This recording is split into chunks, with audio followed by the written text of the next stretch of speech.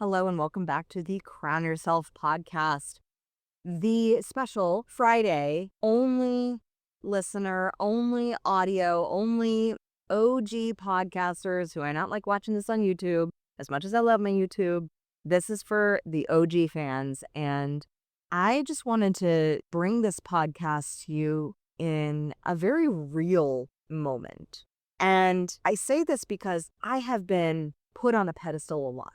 Maybe that is as a 5-1 projector. Maybe that is just as a leader. And so typically with the 5-1 projector in human design, there's a leader element to it, but there's also this element of I can be very misunderstood. I can be misquoted. People can see too much truth in themselves through my own projection, and it scares them. And I'm not for everybody.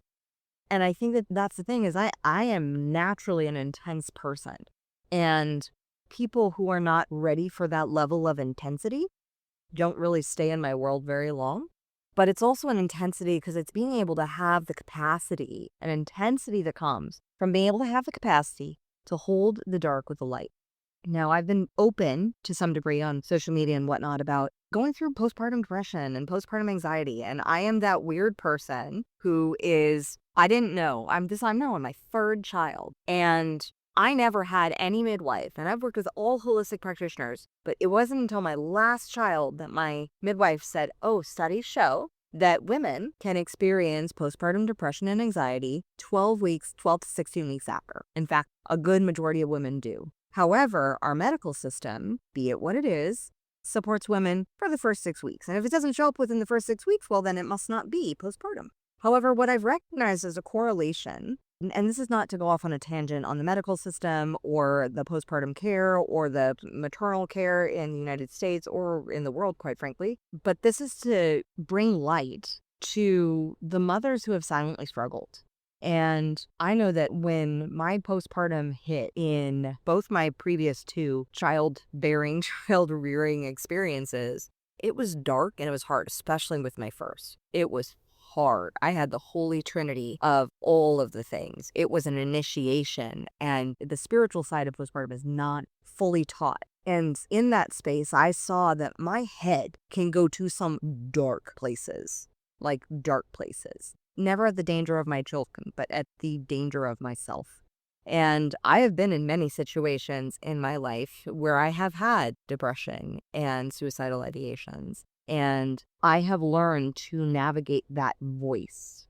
And knowing that that is present and can be present, do you know that if you have ever been there in that space of such darkness, that the law of polarity fully applies?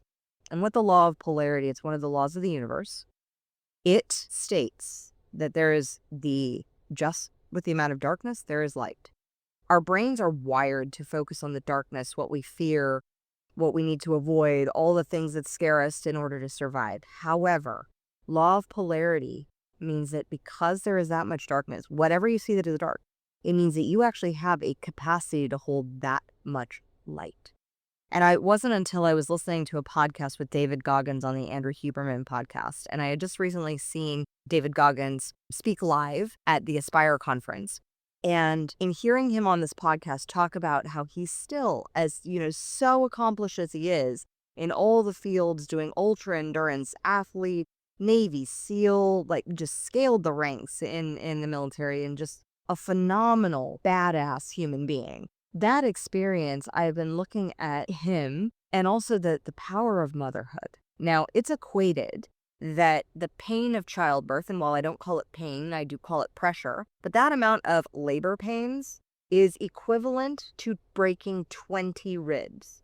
And then, after you have the equivalent amount of pain as breaking 20 ribs, you are handed a baby and said you are the sole provider for this life to keep it alive for the next 3 to 6 months. Holy shit. Women are phenomenal. And if you've ever had the dark thoughts, the darkness, the challenges, I just hope that this podcast can encourage you and perhaps offer you a perspective shift that because you are able to hold and go to the depths of so much darkness, that means that you have so much capacity for light. You have so much capacity to illuminate others with your gifts, because you've been given the gift of having depth, of having true, been to the bottom, been there back again, depth. And that means that you have a whole range of understanding human experience on a level that maybe not a lot of people actually have. And in that gift of having that depth, you have the power to bring so much light to this world by leveraging your story as your testimony for possibility to continue to hold the light regardless of the amount of darkness that creeps in, even if it's on a daily basis from time to time. I hope this podcast encourages you in your own humanity and also allows you to recognize that when you're faced with the darkness of the heaviness of deep shadows, that is your construct of who you have been shedding itself into who you get to create yourself to be, stripping away of the darkness and allowing for the true light of who you were created to be to shine in this world.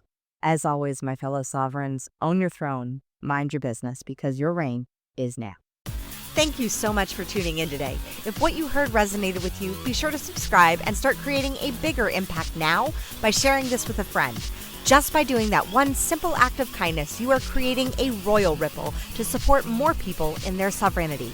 And if you're not already following on social media, connect with me everywhere at crownyourself.now for more inspiration.